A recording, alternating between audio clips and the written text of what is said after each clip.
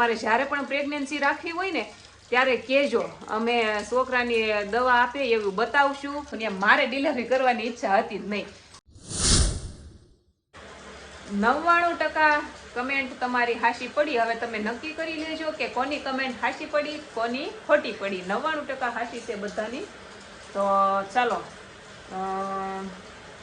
જય શ્રી કૃષ્ણ, જય માતાજી, ગુડ મોર્નિંગ, જય દ્વારકાધીશ.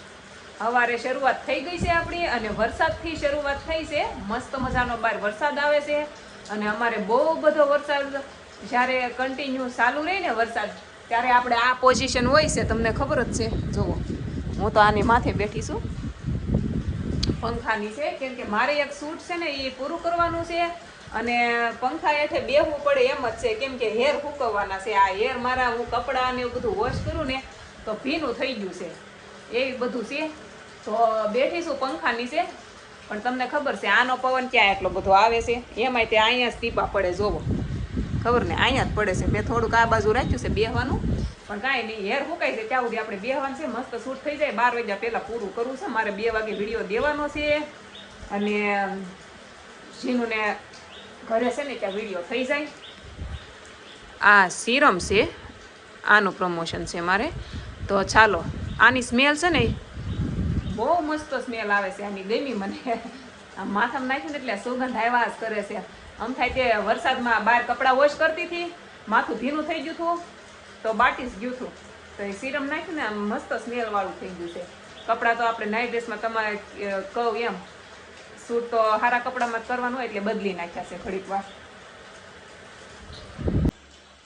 મકાન માલિકને વાત કરી છે, એ હરખું કરી દે હે.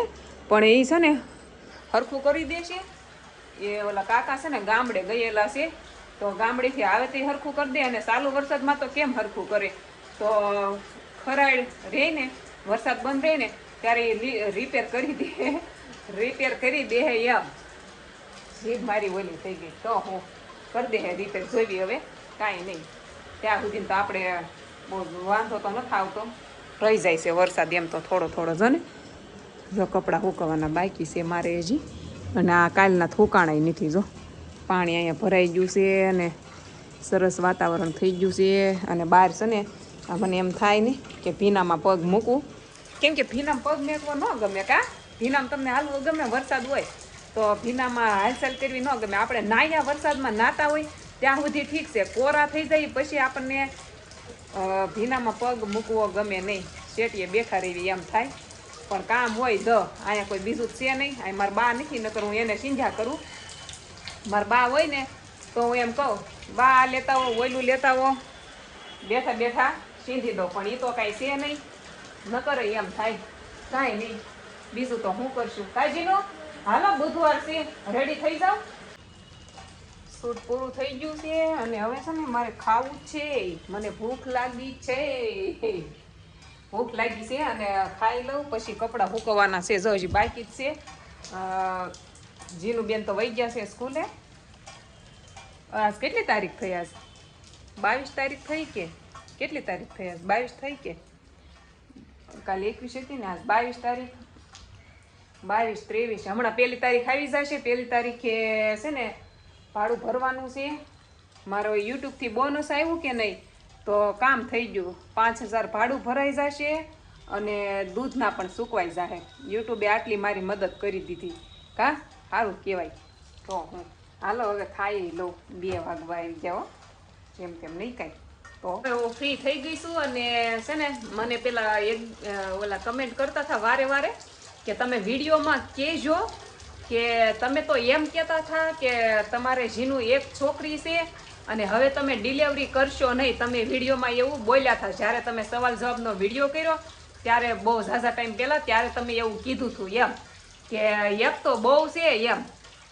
તો સાચું ને, મારી ઈચ્છા તો એવી જ હતી કે જીનું એક અમારે બહુ છે એમ. એટલે મારે ડિલિવરી કરવી જ નહોતી. પણ મને છે ને અમારા ફેમિલીમાંથી એમ કહેતા કે એક ડિલિવરી કરી નાખ, જીનુને હથવારો થઈ જાય.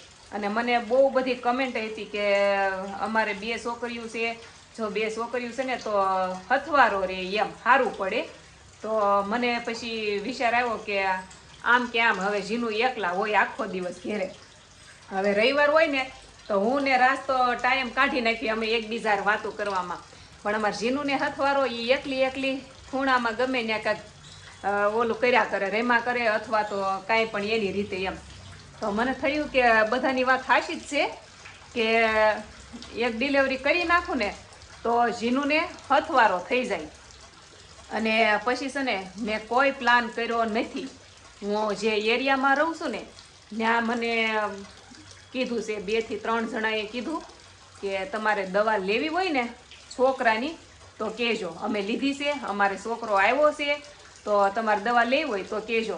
પણ મેં છે ને દવા નથી લીધી. અને જેનું અત્યારે તો શું કે હું થોડાક પૈસા કમાઈ શકું એટલે જોવરાવવું હોય ને તો પણ હું આરામથી જોવરાવી શકું. હું કોઈને વાત જ ન કરું કે મારે પ્રેગ્નન્સી છે અને હું જોવરાઈ લઉં અને પછી બધું કન્ફર્મ કરું. પણ મેં નથી જોવરાવ્યું. મેં તો 3જો મહિનો બેઠો ને ત્યારે મેં વિડીયો કરી નાખ્યો હતો 3 મહિનાનો એમ. મેં તમને કહી દીધું હતું. મેં કીધું એ પહેલાં મારી જીનુએ કહી દીધું. હજી 2 મહિના જેવું હતું ત્યાં જ જીનું બોલી ગઈ હતી વિડીયોમાં કે અમારે બાવ આવવાનું છે એમ. એટલે અને આમાંય તે ઇન્સ્ટાગ્રામમાં છે ને મને ઘણા બધાએ કીધું હતું કે તમારે જ્યારે પણ પ્રેગ્નન્સી રાખવી હોય ને ત્યારે કહેજો, અમે છોકરાની દવા આપે એવું બતાવશું. ઘણી બધી એવું હતું મને કહેજો એમ, મતલબ કે દવા લેવી હોય ને તો છે ને મેં એવું કાંઈ જ કર્યું નથી. મતલબ કે હું જે ધારું ને મારે જે જોતું હોય ને એમ નહીં, મારા જે ભાગ્યમાં હોય ને એ મારે જોતું છે. એટલે મેં નથી કાંઈ દવા લીધી કે નથી કાંઈ એવા ટૂચકા કર્યા, કોઈ જ નહીં. મતલબ બધા એવું કરે કે 3 મહિના હોય તો કંઈક દવા આવે પીવાની, 3 દિવસ પીવાની હોય વગેરે મેં સાંભળ્યું છે. કેમ કે મારે પ્રેગ્નન્સી રહી ને તો મને ઘણાએ વાત કરી હતી દવા આ રીતના આમ લેવાની ઓલું તેમ. પણ મેં કાંઈ જ કર્યું નથી. જે ભાગ્યમાં આવે એ મારે જોતું છે. પછી એ જે હોય એ મારે મેન શું છે કે મારે એક જીનુને હથવારો થઈ જાય. એ છોકરો જ હોય છોકરી જ હોય એ કાંઈ મેટર કરતું નથી. અને આમ પણ મેં તો પહેલાં એવો જ વિચાર કર્યો હતો કે કદાચ છોકરી હોય કે નહીં તો સારું, જીનુને પાક્કો આધાર બની જાય છોકરી હોય ને એટલે. કેમ કે મારે બેન છે ને એટલે મને ખબર છે બેન કેટલી કામમાં આવે ને. એ છે ને બેન હોય ને એને ખબર હોય. મારે 2 હગી બેન છે ને પણ બહુ કામમાં આવે. મારે અહીંથી ગામડે જવાનું હોય ક્યાંય પણ જવાનું હોય તો એ બધું રેડી રાખે. એટલે બેન છે ને વધારે જ કામ લાગે એમ.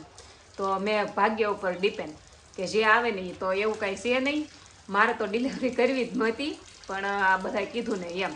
અમારા બધાએ એટલે બહારના લોકોનું મેં નથી સાંભળ્યું, મેં મારું ફેમિલીનું સાંભળ્યું. ખાસ કરીને મારા હાહુને અહીંયા આવ્યા હતા કે નહીં એ ટાઈમ એમ કહેતા કે એક ડિલિવરી કરી નાખો. અને ખબર ને આપણા હાહુનું કામ કેવું હોય, એને એક સંતાન તો જોવે જ નહીં, એને 2 3 એમ તો હોય જ. અત્યારે મિનિમમ 2 એમ તો કે એક હાવ હોય ને તો ઓપરેશન કરાવવા જ ન દે. એમ જ કે નહીં એક હાવ નહીં એક ડિલિવરી કરી નાખો એમ. તો મેં તે એનું રાખીને કે જીનુને એક હથવારો થઈ જાય. અને આમાંય તે પછી મારે પ્રેગ્નન્સી રહ્યા પછીની વાત કરું ને તો હું ખુશ નથી થઈ ને એટલી જીનું ખુશ થઈ છે. એ મને ડેઈલી એમ કે બાવ ક્યારે આવશે બાવ ક્યારે આવશે. એટલે મારા કરતાં એ વધારે ખુશ છે અને મારે એની ખુશીનું જોવાનું હોય. એટલે બસ એને ધ્યાનમાં રાખીને મેં ડિલિવરી કરી છે. નકર મેં તમને આગળ જે વિડીયોમાં કીધું હતું ને મારે ડિલિવરી કરવાની ઈચ્છા હતી જ નહીં. હું તો છે ને માઇન્ડ મારી જીનું એકને સંભાળી શકું. અત્યારે છોકરા રાખવા બહુ મુશ્કેલ છે. તમે જોવો ને છોકરાને જરાય આમ તેમ ન હાલે. ફોનમાં ચાર્જિંગ જોવે, નેટ જોવે, ફોન જોવે, બધું જોવે, રમકડા જોવે. તો હું એવું છે. સ્કૂલેથી આ લોકો આવી ગયા છે અને હાલો આપણે વિડીયોનું એન્ડ કરી દેવી. એકને હું ઘરમાં હાસવતી હતી અને લાઈક સબસ્ક્રાઈબ કરી નાખો. વિડીયો અહીંયા પૂરો કરી દેવી. મળવી કાલે એક નવા વિડીયોમાં. જય દ્વારકાધીશ.